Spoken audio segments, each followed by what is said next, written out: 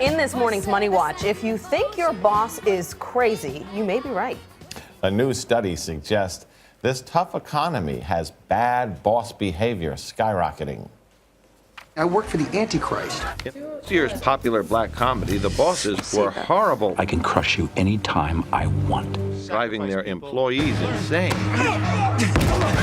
It's not so funny or far-fetched, according to a number of psychologists who say the person in the corner office could actually be psychotic.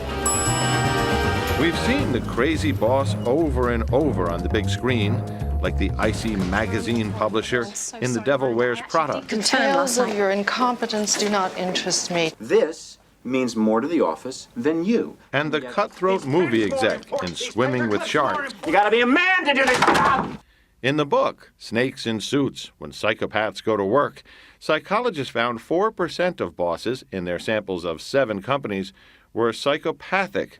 That's 4 times the average in the general population. There are probably hundreds of thousands of heads of companies that are psychopaths. Psychologist Dr. Deborah Mendel specializes in workplace issues. They may backstab you, they may undermine your work, they may throw you under the bus. They are certainly not going to have your back. According to a recent article, The Corporate Psychopaths Theory of the Global Financial Crisis, a British academic suggests the blinding self-interest to make money outweighed any consideration of fairness or corporate or social responsibility, which led to the 2008 collapse of the entire financial system. I will tell you, from my own experience working on Wall Street, there are a lot of people who certainly evidence psychopathic behavior. Former Wall Street executive William Cohen has written several books about the financial collapse. This is sort of the missing link of this. There's now a clinical psychological reason for why this actually may have happened, because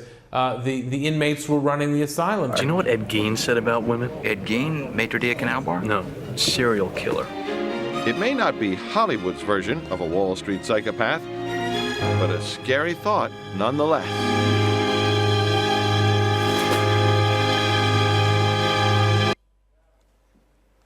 Joining us is Bob Rosner. He runs the website Workplace 911, and he's the author of The Boss Survival Guide. Good morning. Good morning. So why is this happening? Well, let me give you some numbers first. Gallup did a study, and they found that 70% of the employees were disengaged. That means when you look at an office, 70% are working, 30% are working, 70% have checked out. Bosses deserve a lot of the blame for that. Let me give you another example. The word discipline. One of the jobs of a boss is to discipline employees. Have you ever thought about the root source of the word discipline? It's to create a disciple. One of the problems is a lot of bosses think they're prison wardens, not trying to create disciples. So we have huge problems. Now, give bosses some props for a second. It's tough to be a boss. When I speak to executives, I describe it like the Commodore Hotel. You remember going to the Middle East.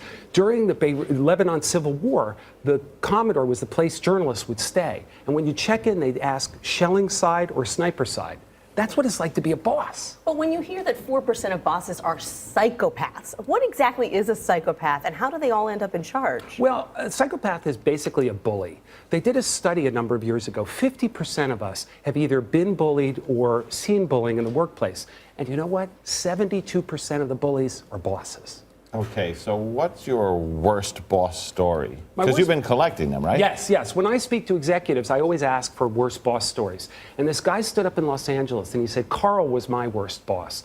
Carl asked his assistant to type her own termination letter. Oh. That's cold. But the problem is that a lot of people in this economy can't really move to another job if they don't like their boss. So what do you suggest people do if they've got a boss who's just kind of off the rails? Well, one of the things you can do, there's different types of bosses. For example, there was a boss, I got an email from a woman once who was in jail because the boss asked her to do something illegal. She followed orders and he covered his tracks. She ended up in jail. So there's evil bosses, but most of us have to deal with bosses who are incompetent.